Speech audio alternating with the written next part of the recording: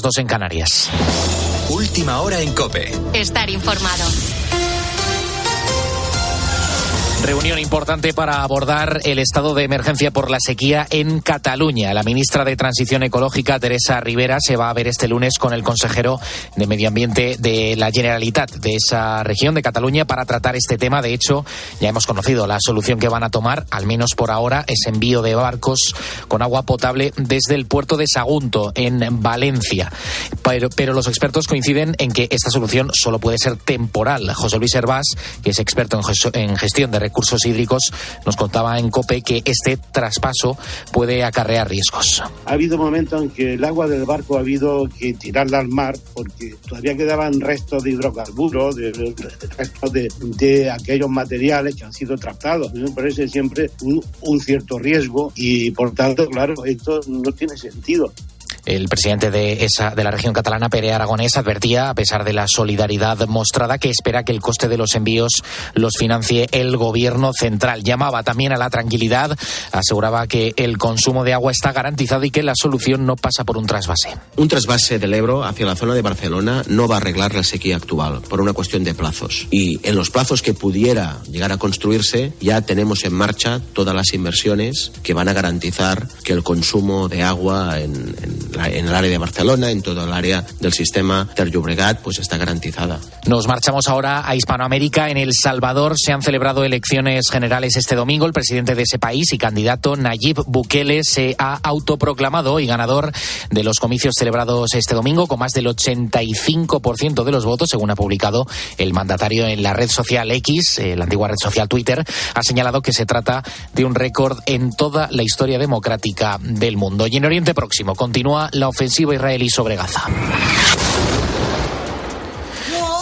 En los últimos días se había especulado con la posible cercanía de un alto el fuego, pero de momento siguen los combates. De hecho, al menos 127 palestinos han muerto en las últimas 24 horas. El número total de palestinos muertos asciende ya a 27.365, según datos del Ministerio de Salud gazatí, que está bajo control de los terroristas de Hamas. En las últimas horas, los ataques israelíes han vuelto a centrarse en Yan Yunis. Israel centra desde hace semanas su ofensiva en esta zona.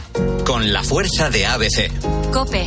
Estar informado. Este fin de semana han desembarcado en el archipiélago canario 902 personas, entre las que se encontraban 39 menores. Una cifra alarmante, más aún si comparamos el primer mes de 2023 con el de 2024. Este año han llegado tan solo a Canarias un 1.184% más de inmigrantes. Detalles, Elsa Peñasco. En total, el año pasado llegaron a España 56.800 personas. El 70% de ellas lo hicieron a través de las costas canarias. Mientras que los años anteriores se pudo observar una tendencia a la baja en estas cifras, en 2023 aumentaron en un 82%. Por el momento parece que 2024 superará este récord, ya que solo en este enero han llegado más de 8.000 personas. La inmensa mayoría en cayucos que han arribado a las Islas Canarias. Tienes más información en nuestra página web en cope.es. Sigues en La Noche de COPE con Adolfo Arjona. COPE. Estar informado. ¿Y tú? ¿Qué piensas? Escribe a Adolfo Arjona en Twitter, en @lanochedearjona. En nuestro muro de Facebook, La Noche de Arjona. O mándanos un mensaje de voz al 650 564 504.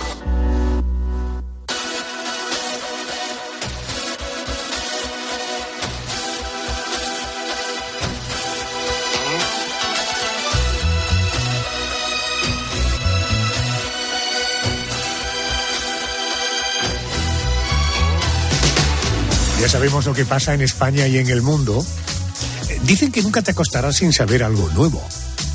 Si estás a punto de irte a dormir, si acabas de empezar tu día. Da igual que seas trasnochador o madrugador, me comprometo a que la próxima vez que te vayas a la cama, seas sabiendo muchas cosas más. Por eso ahora, en este programa de COPE, La Noche de Arjona, nos rodeamos de expertos para resolver preguntas. Esta noche, además, uno de los asuntos es temas muy sencillos, o un tema muy sencillo, con explicaciones muy complejas. Me refiero a las cosquillas. Empezamos.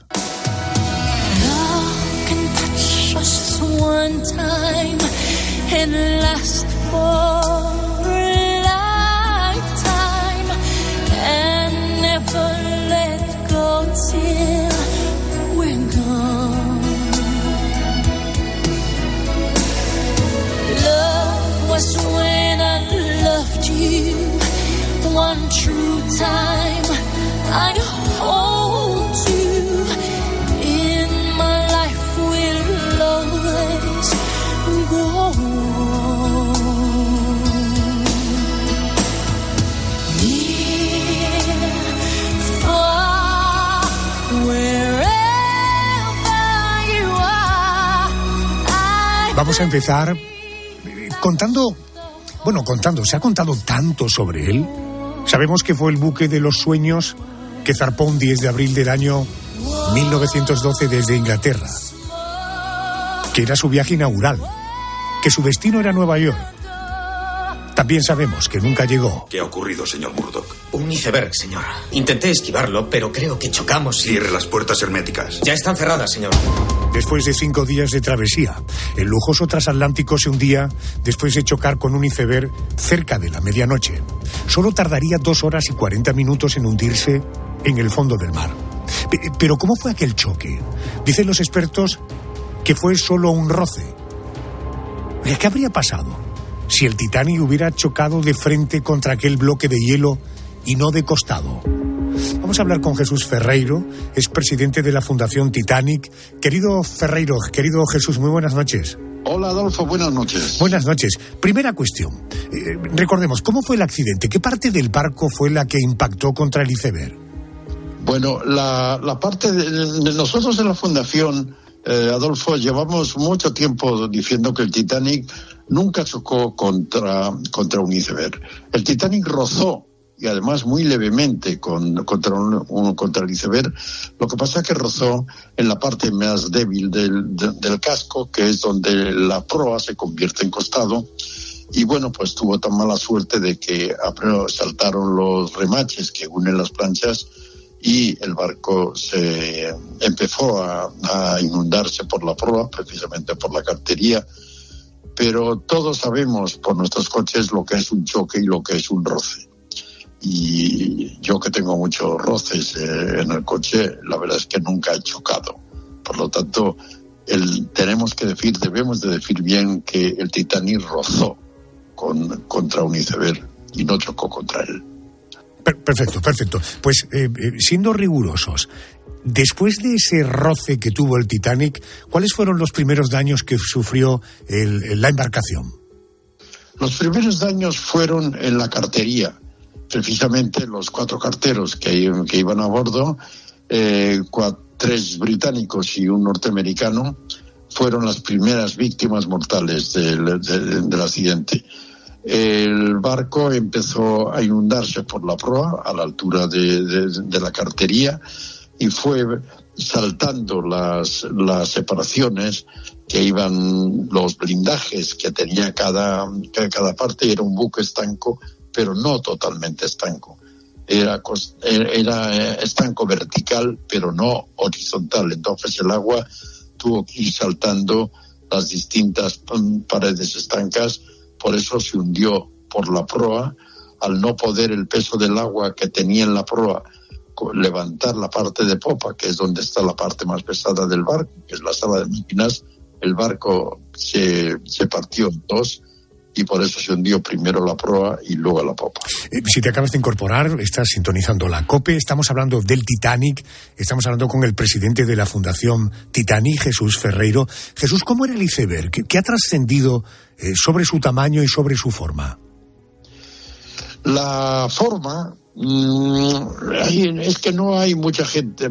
Primero, hay muy poca gente que lo vio, y de los supervivientes, bueno, yo a las 9 que entrevisté les pregunté si habían visto el iceberg y ninguno lo había visto. Pero bueno, el iceberg se cree que era un iceberg como mínimo 4 veces más grande que el Titanic. Tenía forma de una pequeña montaña, luego bajaba como una especie de joroba de un camello, más o menos. Y era un iceberg grande. Tenemos que tener en cuenta, Adolfo, que la parte en los icebergs, que son muy grandes, la parte que está en la superficie es muy pequeña, porque claro, con el peso del iceberg, cuando va pesando cada vez más, y la parte superior, la parte que está encima de la superficie del agua, cada vez es más pequeña, simplemente por el peso que va cogiendo el iceberg. Por eso los icebergs no se mueven en la dirección de los vientos, sino en la dirección de las corrientes marinas, porque los vientos les afectan poco para su movimiento. Antes me has dicho que has llegado a entrevistar a 9 supervivientes del Titanic, que ninguno de ellos te ha dicho que viera el iceberg. Siendo tan grande como me cuentas, ¿cómo es posible que no lo vieran? Bueno, pues mira, los vigías de los barcos de aquella época y los 2 supervivientes de los del Titanic declararon siempre que los vigías, antes de ver el iceberg, lo oyen y lo huelen.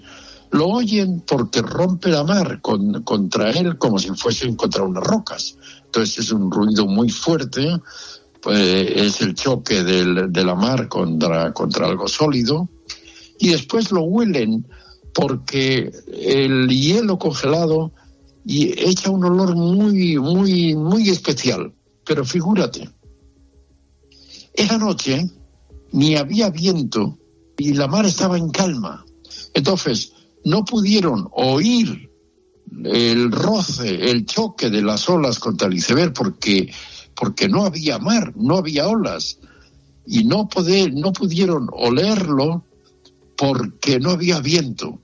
No lo vieron los vigías que iban a bordo, sino el primer oficial, Murdoch, que estaba en la parte de estribor del puente del mando, y cuando entró corriendo al puente dijo: máquinas, atrás toda, tenemos un barco en la proa, porque él lo que vio en realidad fueron las luces, sus luces, las del Titanic, reflejadas en el hielo del iceberg. Por tanto, estamos hablando de que no se vio, incluso se confundió pensando que era otro barco. ¿Se podría haber evitado el accidente de alguna manera, por ejemplo, si el Titanic hubiera navegado más lento? Bueno, es una teoría.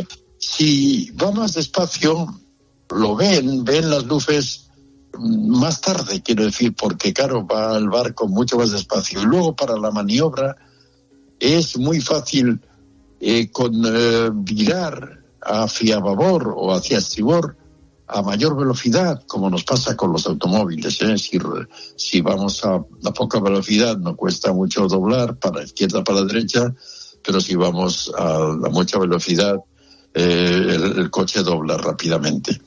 Hombre, no creo que hubiese sido más leve. A la velocidad que iba a bastante velocidad, y yo creo que el roce tal vez lo hubiese dañado más, porque hubiese rozado más al centro del barco, lo que consistía en mayor peligro. Uh-huh. Jesús, vamos a la pregunta con la que arrancábamos. Si el Titanic hubiera chocado de frente y no lateralmente, ¿los daños habrían sido diferentes? Hubiesen sido peores. Claro, si el Titanic hubiese chocado a la velocidad que iba, hubiese habido, yo creo que más víctimas mortales. Porque a esa velocidad, en una masa tan grande, vamos, es que hubiese sido terrible. El naufragio hubiese sido tal vez más lento, porque el agua entraría menos agua por la proa, y entonces le hubiese costado más hundirse. Pero las consecuencias de la tripulación y de los pasajeros hubiesen sido peores. Entiendo. Querido Jesús Ferreiro, gracias por atenderme. Es el presidente de la Fundación Titanic. Gracias y buenas noches. Buenas noches, Adolfo. For all we know, we may never meet again.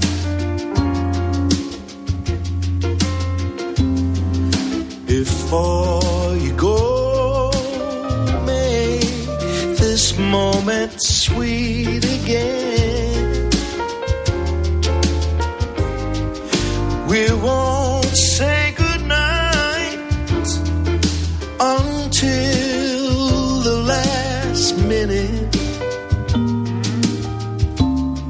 I'll hold out my hand and my heart. Qué bonito, qué bien lo hace Paul Carrack. Me encanta en sus discos en estudio pero me encanta en directo. Te voy a hablar de alguien que acaba de cumplir 53 años hace unos días. Es cosecha del 71. Estudió periodismo, pero lo que verdaderamente le gusta es escribir. Le gusta contar historias. ¿Cómo vendes la lectura? Don Melchor me la vendió muy bien. Él es el que me hacía que yo leyera en clase también los cuentos que escribía. Yo era mi editorial, ponía todo, ediciones MH.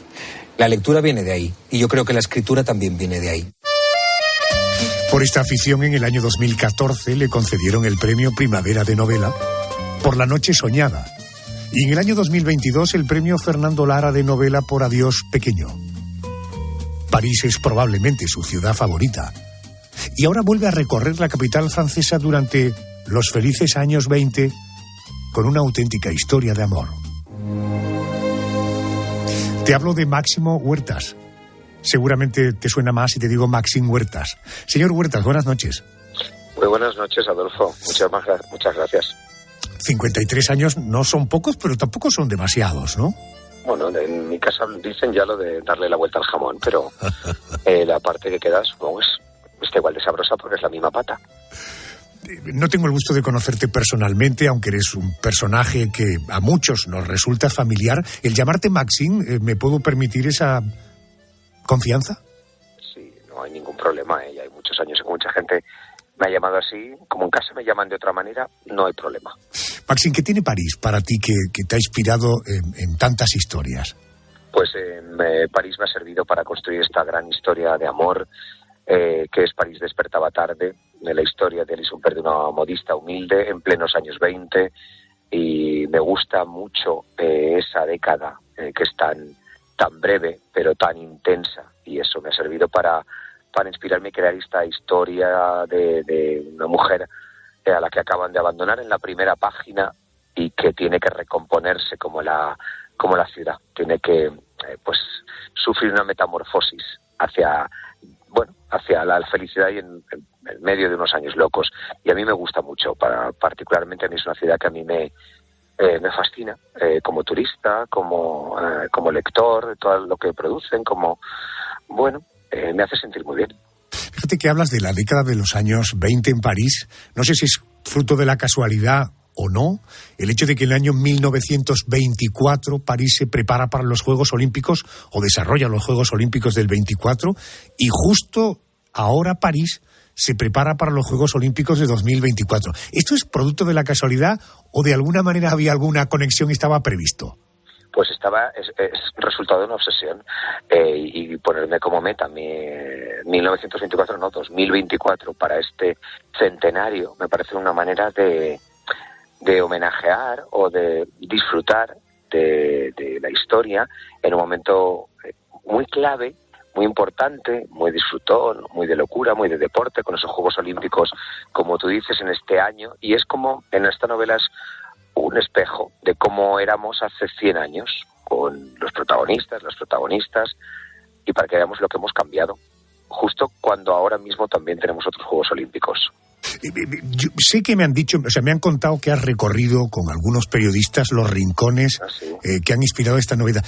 ¿Cómo era el París en los años 20, Maxim, y qué encontramos de aquella ciudad 100 años después? Yo he querido ser fiel para que el lector, cuando entre en París despertaba tarde, entre en esa máquina del tiempo y disfrute de la novela, disfrute de la historia de amor, disfrute de ese sagrado corazón que en ese 1924 están terminando las vidrieras y vea esas dos valencianas que hay en el altar, se cuele en la Place du Tetre o baje hacia la Place de Bosque, sienta donde siente el corazón la protagonista latir en las paredes de la iglesia de San Paul, o en el barrio donde vive un nuevo amor, en esas galerías que hay escondidas como un laberinto que refleja muy bien ese laberinto en la cabeza que tiene ella, de qué hago, qué no hago, qué decido, o la fiesta en Ledom, la noche vieja que sucede en Ledom, donde estaban. Y todos esos lugares que te acabo de hacer en este paseo que hicimos con esos periodistas que has dicho, existían en 1924. Y he querido que los mismos lugares que estaban, hoy estén, por si alguien siente el capricho de colarse en esa máquina del tiempo con el libro, con la historia o llegando a París. Qué bueno. Decías, primera página, la protagonista sufre un revés amoroso. También me dicen que es una novela que mezcla personajes ficticios y reales. ¿Quiénes son esos personajes? Pues son todas esas estrellas de ese 1924 exacto, año exacto, ahora hace un siglo, que van desde los deportistas como Johnny Weissmuller, que de pronto fue Tarzán, los pintores que están en esos talleres triunfando, sentados también en las terrazas, los escritores como Hemingway, Fitzgerald, Pasquin, el fotógrafo Man Ray, el emprendedor André Citroën, con la casa Citroën, que empieza a hacer sus nuevas rutas, y la gran estrella del París de 1920 hasta toda la década, la gran vedette y artista Kiki de Montparnasse, que son todos protagonistas y todos personajes reales que mezclo con los de ficción para que esa historia de amor tenga la nota es más real y sufras con la protagonista, te ilumines con ella, te cueles al cine también con ellos, porque estamos en un momento de películas mudas, de swing, de jazz, y esa mezcla de realidad y ficción hace a que la novela tenga piel y tenga otra temperatura. Déjame que sigamos hablando de efemérides, porque tengo entendido que la publicación de esta novela coincide con el primer aniversario de la librería que abres en el municipio de Buñol, en Valencia, la librería Doña Leo. ¿Cuál es el estado de salud de la librería?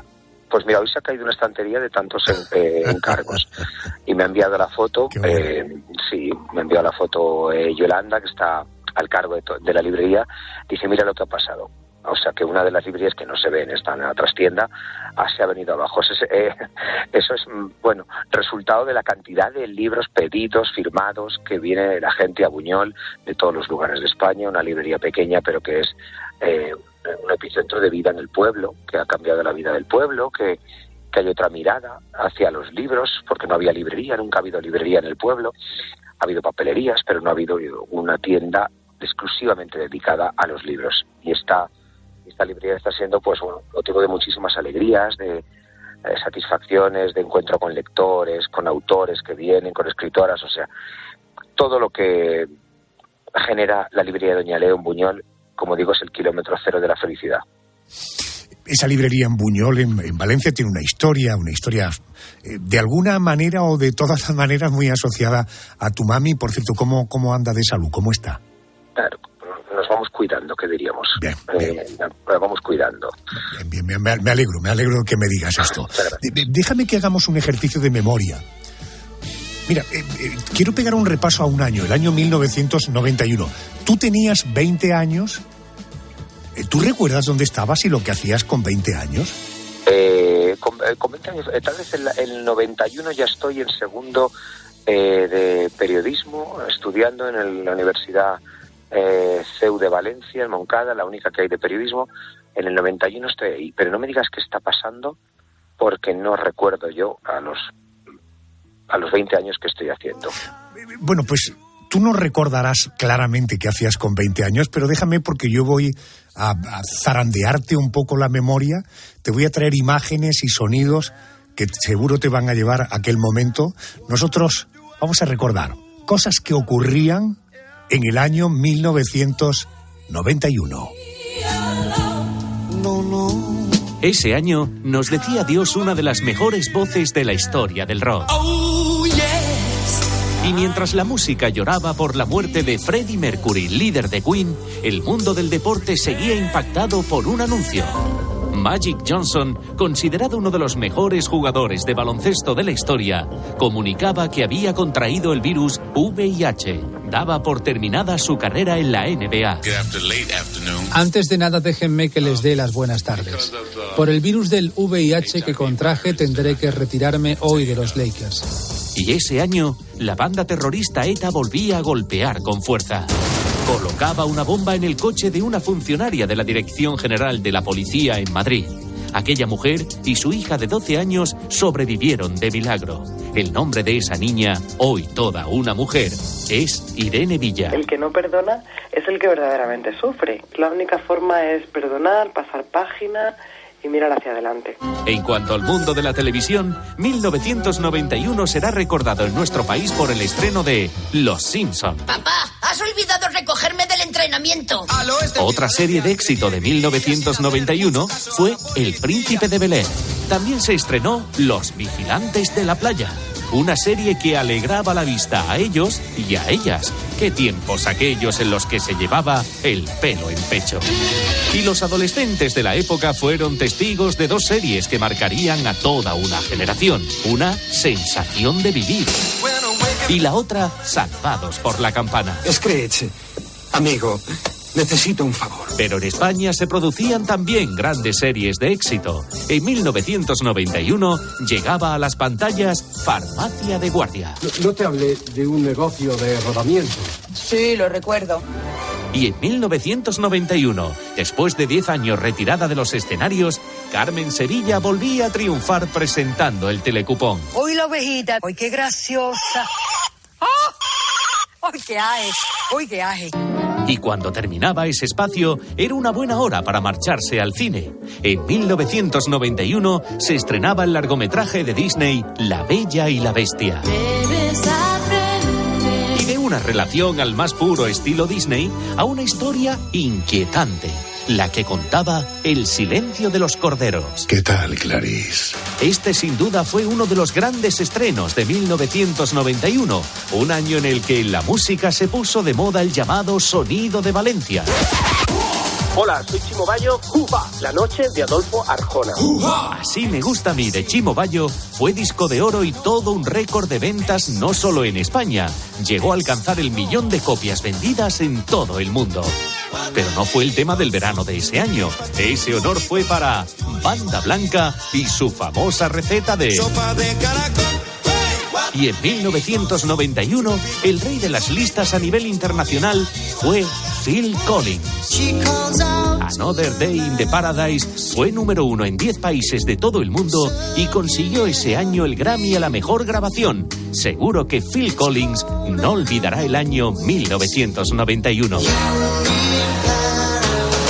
A ver, Maxine, ¿alguno de estos sonidos te ha retrotraído a esos 20 años que tenías en el año 91? Pues sí, me acabo de ver en Benidorm. De pronto, cuando ha salido lo de Los Vigilantes de la Playa, me da una sensación de Benidorm con mis primas, con 10 añitos, claro, y yo paseándolas.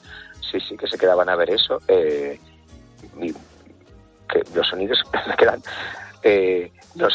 no tengo 110 años, pero de pronto me ha parecido otro siglo, De pronto me ha parecido todo eso, otro siglo. Y Phil Collins, la canción, madre mía, me ha parecido como si estuviera más, a pesar de tener yo ya 20 en ese momento, como si estuviéramos hablando de otra época glacial.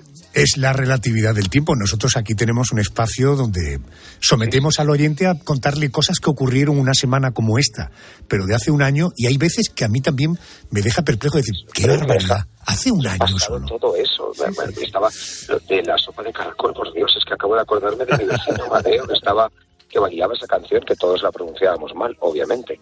Y sí, ahora me acabo de dar cuenta de la edad que tiene. Déjame que volvamos a tu vida profesional. No debemos olvidar que además de escritor eres periodista. Creo que estás haciendo un programa de entrevistas en una tele valenciana, La Vida al Maxim o al Maxim, con pretensiones de volver a primera línea de batalla y volver a hacer algo en alguna cadena nacional o en la radio, Maxim, o ese es un tema que entras y sales para poder seguir escribiendo. El programa ya no está todo grabado y ya está todo emitido. En entrevistas, sí, porque es un juego de palabras. Es la traducción literal de La Vida al Máximo, tal cual, y son entrevistas. En mi casa, que vienen invitados, y se monta una fiesta y coinciden varios personajes, autores, actores, cantantes, está muy bien. Pero ya está grabado. Y ahora las prioridades cambian cuando uno se preocupa.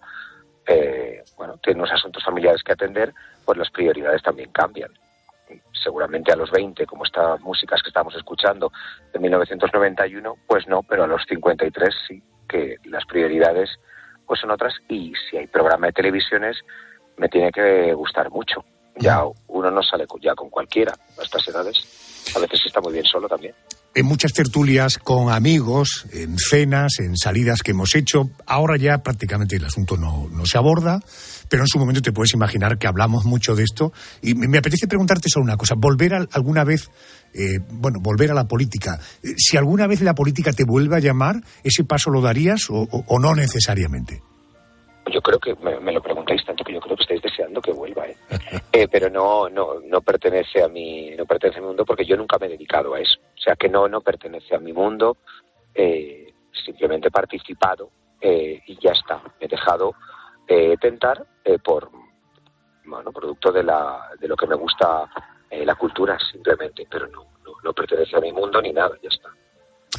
La nueva novela de Maxime Huertas se titula París despertaba tarde, la publica la editorial Planeta. Es un precioso, maravilloso juego de efeméride.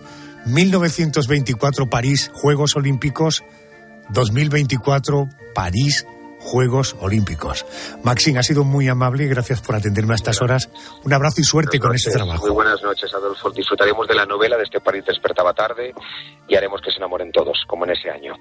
Gracias, buenas noches. Quisiera ser un pez para tocar mi nariz en tu pecera y hacer burbujas de amor por donde quiera.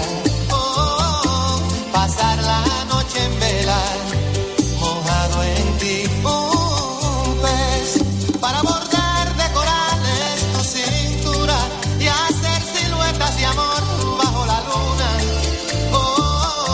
Saciar esta locura, mojado en ti.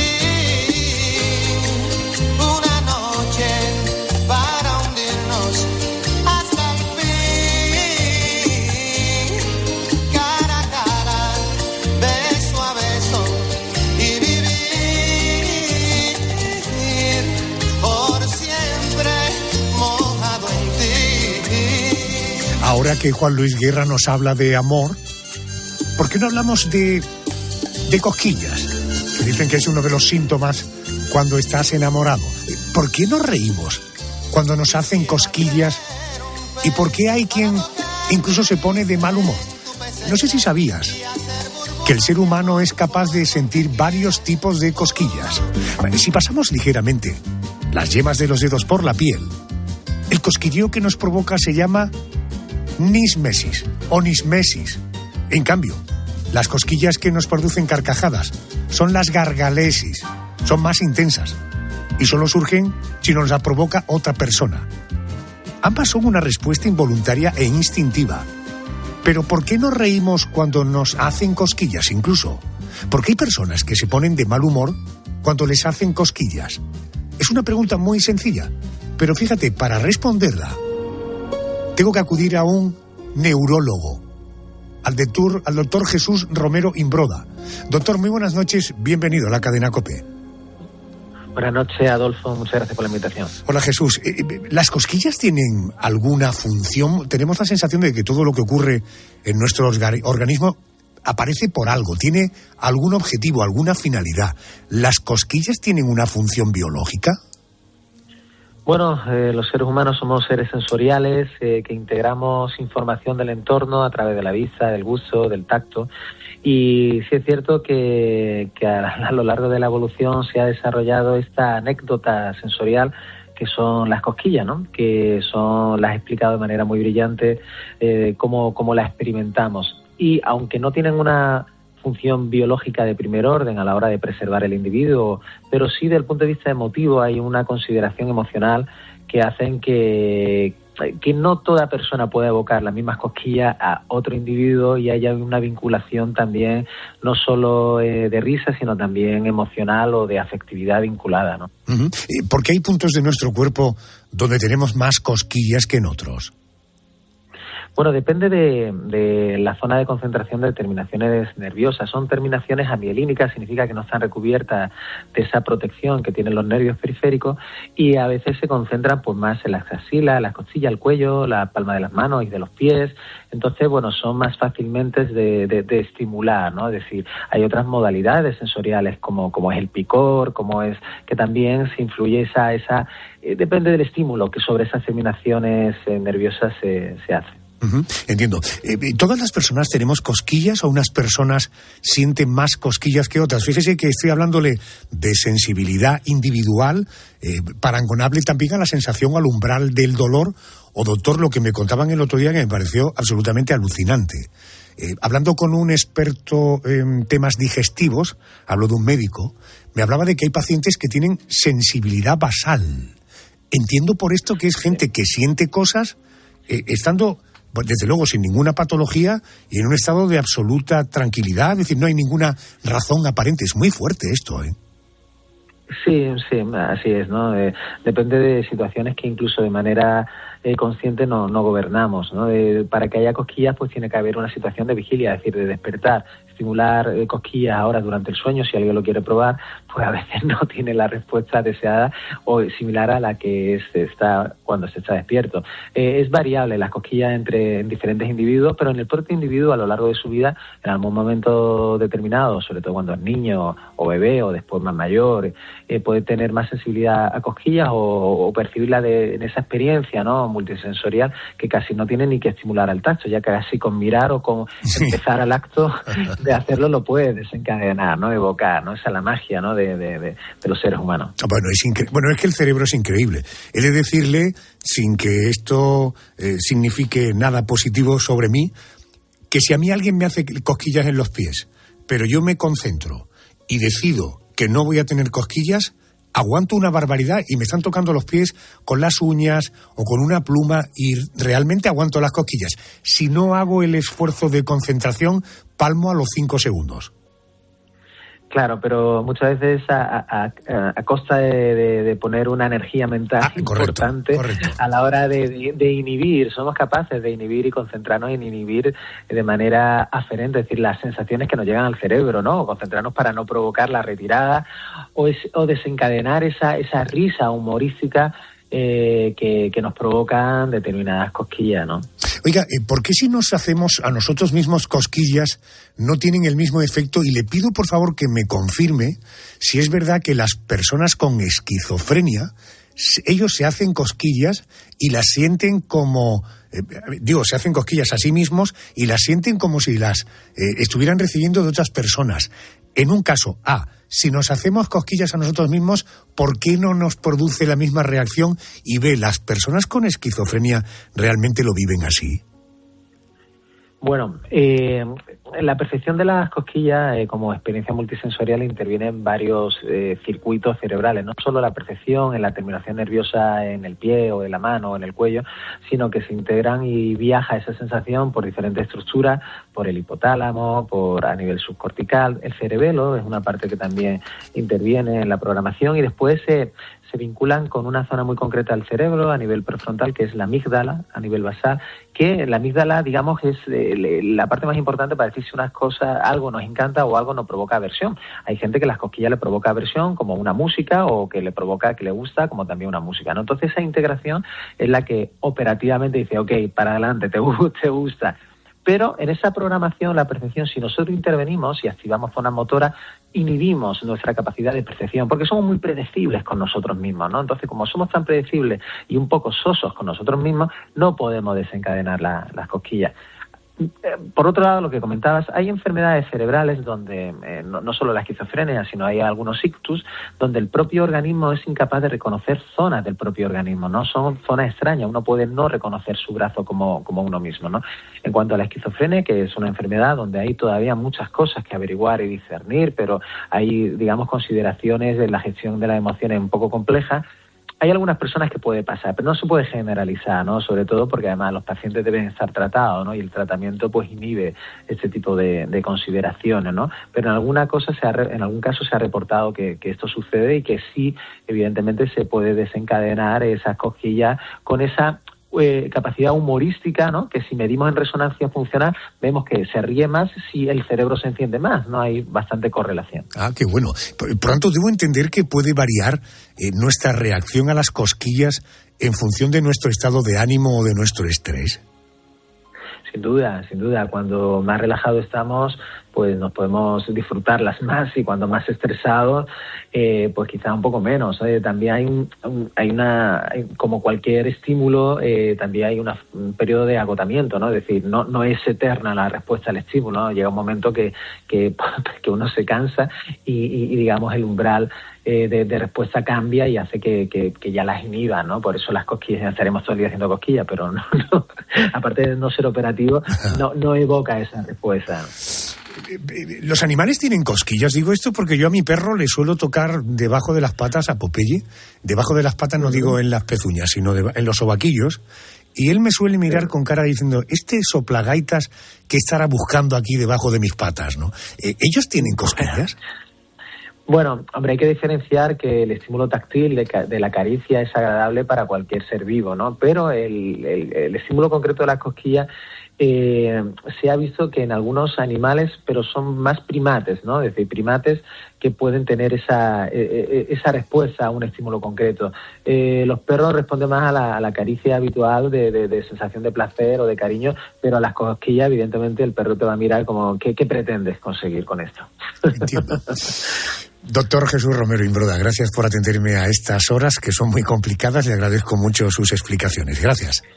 Muy bien, gracias a vosotros. Un abrazo. Fíjate un objetivo distinto, que soy como un vino tinto, que si me tomas en frío engaño y con los años me hago más listo. Cariño, tómame calentito a tu ritmo, que soy como un vino añejo. Hace ya tiempo me ando buscando y no me encuentro ni en el espejo. Los Estopa hablan de vino, pues hablemos de vino. Y además de hablar de vino, yo te quiero hablar de un recipiente como muy nuestro, que alberga ese maravillosísimo líquido que es el vino. Para descubrir el origen de la bota, que es de lo que te voy a hablar, tenemos que viajar, Pedro González, muy atrás en el tiempo, ¿verdad? Así es, Adolfo. Se han encontrado testimonios de la existencia de este objeto, de la bota. Fíjate, en la antigua Grecia e incluso en la Biblia aparecen referencias. Estamos hablando de la bota de vino, que aquí en España es el país de mayor tradición botera en el mundo. Ahora bien, ¿te has preguntado alguna vez cómo se fabrica una bota de vino? Quiero hablar con el gerente de la fábrica de botas Las Tres Zetas, Héctor Pérez. Muy buenas noches, bienvenido a la COPE. Hola, buenas noches. Buenas noches. Héctor, una pregunta. ¿Las Tres Zetas por qué? ¿Porque los primeros dueños de esta fábrica fueron Zacarías, Celedonio y Circonio? No exactamente. Es una historia bonita, pues porque uno de los propietarios a principios del siglo XX tuvo trillizas. Y él era de Huesca, y entonces allí les dicen zagalas, y para celebrar que vivieron las tres, porque no era muy normal entonces, cambió el nombre de la empresa y le llamó Las Tres Zetas, por las tres zagalas. Qué bueno, sí que efectivamente es una historia bien bonita, ¿eh? Bueno, tengo entendido que la piel de cabra es la que se utiliza para la fabricación de las botas. ¿Se pueden usar otro tipo de pieles de otros animales o la mejor, el top de botas es la que está hecha con piel de cabra? No, mira, la piel de cabra es la que se tiene que utilizar para la bota. Nosotros los utilizamos para todas las botas, pero sobre todo es por la pez. La pez, lo que impermeabiliza la bota por dentro, se adhiere al pelo de la cabra. Y no se puede utilizar otra piel, pues porque el vacuno, por ejemplo, no tiene un pelo tan tupido y no se agarra bien, y el ovino, como al ser un pelo rizado, termina haciendo una cámara de aire entre la piel y la pez que estropea la bota de alguna forma. Entonces, la bota de pez tradicional solo puede ser de piel de cabra. Entiendo. ¿Las pieles de cabra se tratan de alguna manera especial para fabricar una bota? Sí, se hacen con pieles de curtición vegetal, que es la curtición que se lleva haciendo, pues, como decíais antes, desde los griegos. Pues cuénteme en qué consiste eso de la curtición vegetal. Bueno, pues en lugar de ser una curtición con cromo, que es lo más normal hoy en día, que se curte una piel en 3 o 4 días, estas pieles tienen que estar con taninos, que básicamente es serrín, de alguna forma, curtiendo durante 3 semanas, ¿vale? Cuando están después hay que dejarlas secar, desgrasarlas y hacer una serie de pasos, y la piel no se curte con elementos químicos, sino es simplemente una curtición que se ha hecho, la que se ha hecho toda la vida, digamos. Héctor, para usted que está muy familiarizado, resulta muy fácil, para mí muy complejo. Debo entender que es agua, serrín, a temperatura ambiente, a temperatura caliente, y se mete la piel, ¿cómo es la cosa? No, No sé exactamente el proceso, pero es agua con serrín y ahí se mete a temperatura. Me imagino que irán variando sus temperaturas y se tienen las pieles ahí sumergidas durante 3 semanas, básicamente. Una vez que pegamos las pieles, me han dicho que se sopla a través de un palo para conseguir la forma tradicional de la bota. ¿Me puede explicar o poner un poco en orden en esto que yo acabo de decir? No sé mucho a qué se refiere. Mira, la bota, una vez que tienes las pieles... estarías diciendo para los pellejos. Exactamente. Vale. El pellejo es aquello que se utilizaba, aquello con lo que Don Quijote le daba machetazos de alguna forma, que eran las pieles de cabra dadas vueltas del revés y con pez en el interior, que era donde se transportaba el vino y se llevaba el vino, que eran unos odres, digamos, también se llamaba odres, que ahí cabían entre 30 y 50 litros en cada uno de ellos. Y eso sí que lo que tiene de especial el odre es que sacaban la piel entera. Es decir, una vez sacrificado el animal, salía la piel con aire, se soplaba para poder sacar la piel entera. Correcto. Entonces se ataban las patitas, el cuello, y entonces el resto se empelgaba para poder introducir el vino. Y eso es lo que aparece, con eso emborracharon a Polifemo en la Odisea. Correcto. Oiga, tenemos ya la piel, la cosemos, pero yo me pregunto, ¿cómo se consigue que quede sellada para que luego no se salga el vino entre las costuras? Vale, hay que darle 3 cosidos a la piel. Una vez que tienes la forma hecha, hay que dar un primer cosido para fijar la forma, digamos, para fijar las pieles. Un segundo cosido que lo que le hace es esa forma de barriguita que tiene una bota cuando usted la llena de vino, ¿sí? Que tiene una forma de barriguita, pues es un zurcido que se le da por el borde, y luego un tercer cosido que se trata de poner una trenza de tela que va por toda la costura haciendo presión a la costura, de forma que aguante bien la costura, Entonces son esos 3 cosidos los que hacen y luego la impermeabilización, obviamente, los que hacen que luego no pierda vino la bota. Correcto, sí, esto es una pasta resinosa que pega toda esa parte, esto los expertos le llaman la pez. Curiosidades, Pedro. Curiosidades que tengo para Héctor. Tengo entendido que hay que poner luego una boquilla o un tapón, que es por donde evidentemente se rellena y luego se bebe también el contenido de la bota. ¿Esa boquilla de qué material está hecho y cómo se une a la bota, a la piel? Mira, eso es un brocal, le llamamos brocal. Pues el brocal hoy en día está hecho de melamina, pero antiguamente era o de asta de toro o de madera, podía ser. Y nosotros, en nuestro caso, lo que hacemos es, cuando empezamos la bota, que es cuando le echamos la pez dentro y vaciamos el sobrante, entonces metemos el brocal. Y ha cambiado sus usos porque al final hoy en día no hay suficiente ni asta de toro ni el tema de la madera también al final tampoco es viable, digamos, de alguna forma. Héctor, me han dicho que la bota hay que curarla. ¿Eso en qué consiste? Curarla consiste básicamente en quitar ese primer amargor que tiene la pez. Y para eso hay que tenerla con vino durante 5 o 6 días, dándole vuelta, para que se lleve ese primer amargor. Ese primer vino hay que tirar y luego hay que utilizarla normal. Pero el sabor propio de bota tardará pues unos meses o incluso algún año en terminar de darlo. Y he visto algunas botas personalizadas, digo con nombres comerciales o incluso marcas personales. ¿Esto se hace, siendo de piel la bota, un proceso parecido a eso que se hacía con los animales cuando se marcaban con un hierro incandescente? Tiene su similaridad. Es un poco similar porque al final lo hacemos por pirograbado, pero en este caso es un láser que pone lo que cada uno quiere que ponga, un nombre o un logotipo o o un hierro incluso en el lado de la bota donde no tenemos la marca. Uh-huh. ¿Una bota sirve para cualquier tipo de vino? Porque he leído en algún sitio que el tinto no es recomendable meterlo en una bota, ¿no? Pues precisamente es el que más se mete. Bueno, pues tengo que elegir otras lecturas, claramente. Sí, vale para cualquier tipo de vino. La bota vale para cualquier tipo de vino, pero tienes que tener en cuenta que siempre te va a dar un sabor propio. Entonces, son más recomendables los vinos más tintos o rosados que los blancos. Y se puede echar algún blanco, pero lo que solemos sugerir es que solo se use con blanco una bota. Si la vas a usar con blanco, que no la utilices con ningún otro vino. Correcto. Y por último, además de vino, ¿la bota se puede utilizar para cualquier otro líquido? Digo, que no sea agua, porque esto ya sabemos que me imagino que no hay ningún problema. Lo que pasa, claro, echar agua en una bota es un ejercicio un poco estéril. Claro. ¿Para qué otro líquido se podría utilizar una bota? A ver, la bota de pez básicamente se tiene que utilizar con vino, pero también hay con unos interiores de silicona que se puede utilizar para cualquier bebida, incluso el agua, aunque no esté bien de ciegro. Y ahí podrías meter pues vino con gaseosas o licores, o incluso, como porque nosotros empezamos con estas cosas hace muchos años, en México tienen costumbre de meter tequila también al vino, y eso destrozaba la pez. Entonces utilizan muchas botas con esta silicona porque ponen aguardiente o tequila junto con el vino, y es la forma de beberlas. Fíjate tú que en una piel de cabra, si el tequila y el aguardiente destroza la piel, ¿qué no hará en la tripa de un ser humano? Tenemos que, en fin, en todo caso, siempre con mucha moderación. Héctor, gracias. Con mucha moderación. Gracias por acercarnos un poquito más a este mundo de las botas, y que a nosotros nos da la impresión de que es un producto muy español, y supongo que las 3 Zetas, ellas siguen viviendo, están todas bien, se han ido criando con salud. No.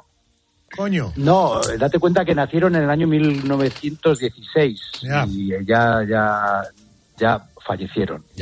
Ahora está la quinta generación de la familia. Vamos a dejar la conversación aquí para no meterme en más profundidades esta noche. Vale. Te mando un abrazo muy fuerte. Gracias por atenderme.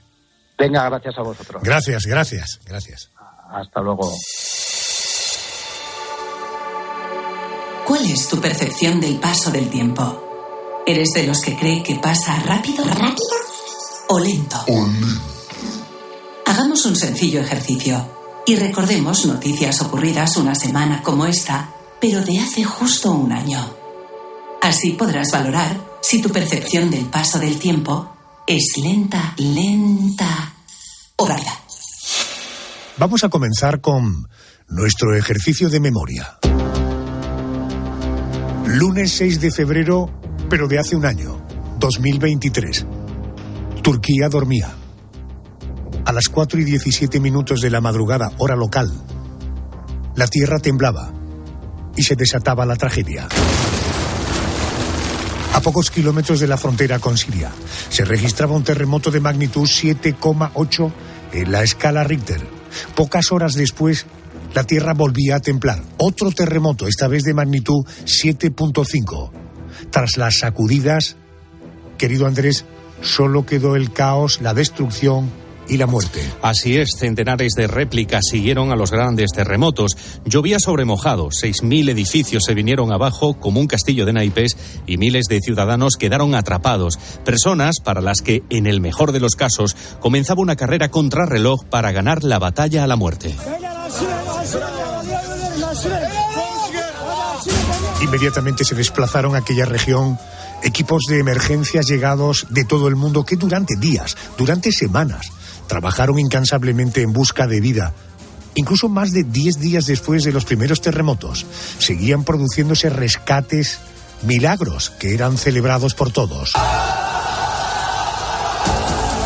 Las imágenes por satélite de los efectos de los terremotos de Turquía y Siria dejaron estampas propias de una película de Hollywood. Fracturas en la tierra a lo largo de 250 kilómetros. Aquella tragedia se cobró la vida de 60.000 personas y más de 120.000 resultaron heridas. Mañana 6 de febrero se cumple un año de los terremotos de Turquía y Siria. ¿Tienes la sensación de que el tiempo ha pasado rápido? ¿Es un tema que se te ha olvidado o lo tienes muy reciente? Nuestro propósito, ya sabes, que es poner a prueba tu percepción del paso del tiempo.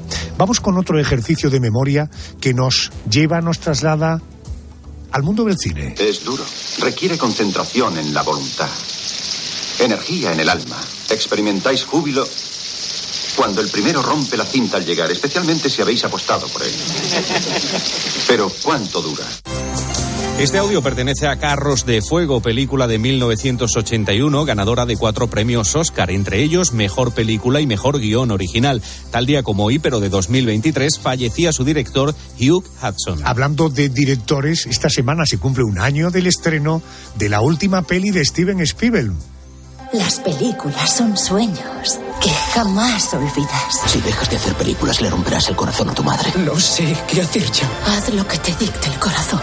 Te hablo de los Fabelman. Bueno, el film desarrolla una semi-biografía de la infancia y juventud del propio director y fue una de las favoritas a los premios Oscar de 2023 con 7 nominaciones. Pero, Arjona, ya sabes lo que pasa cuando uno es muy favorito a los Oscars, ¿no? Lo que suele pasar. Me pasa a diario. Bueno, terminó estrellándose en la ceremonia de entrega que ofrecimos aquí en directo, por cierto, en la noche de Arjona, y los Fabelman no consiguieron ni una estatuilla. Es una película absolutamente recomendable. Es esa imagen de los años 50 norteamericanos, esa imagen que tenemos de mujeres con los electrodomésticos recién incorporándose en nuestras vidas, esos bosques de árboles infinitos, esa textura del color. Es una película absolutamente recomendable. En todo caso, se cumple un año desde aquel patinazo de los Fabelman. Se cumple un año. ¿La percepción del tiempo para ti ha sido rápida o lenta?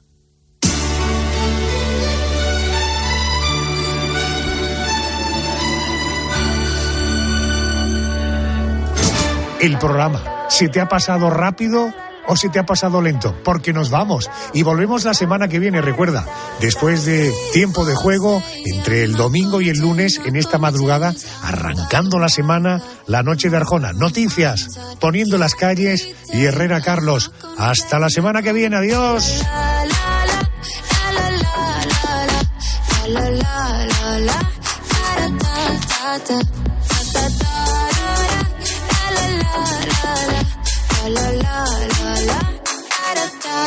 People say I'm not gonna change, not gonna change. I know how you like that. You know where my mind's at. Can't be tamed. I'm not gonna play, not gonna play. Oh no, I ain't like that. Look at mama, wildcat. Baby, break my heart. Give me all you got. Don't ask why. Don't be shy, shy, shy. Is it love or lust? I can't get enough. Don't ask why. Don't be shy, shy, shy. La la la la la la la la la la la la la da da da da da da la la la la la la la da da da. Know yourself beautiful. Wanna get emotional. Oh. Follow me, reason now. We could work a miracle. Oh, yeah. Baby, break my heart. Give me all you got. Don't ask why. Don't be shy, shy, shy. Is it love or lust? I can't get enough. Don't ask why. Don't be shy, shy, shy.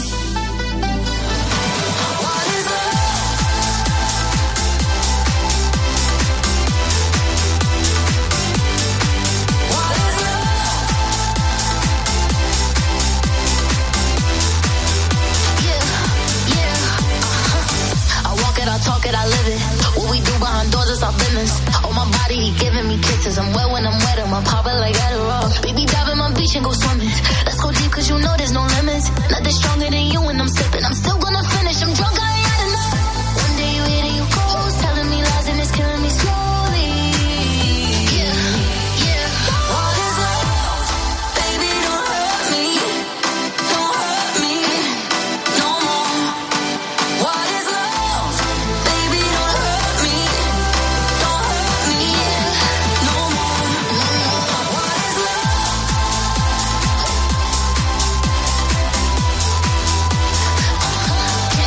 What is love?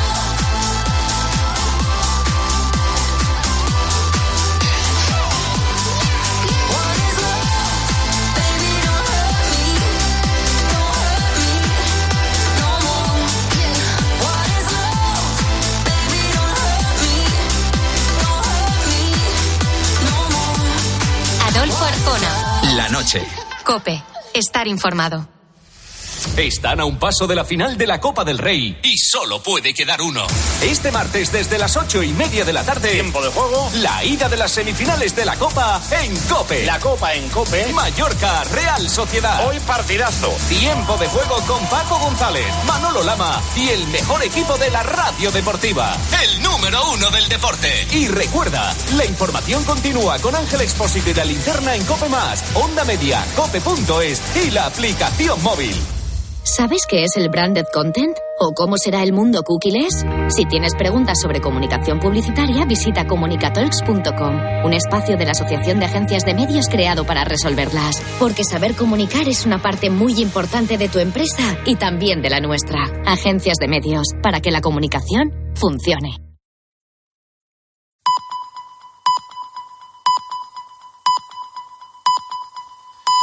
Alcanzamos las 4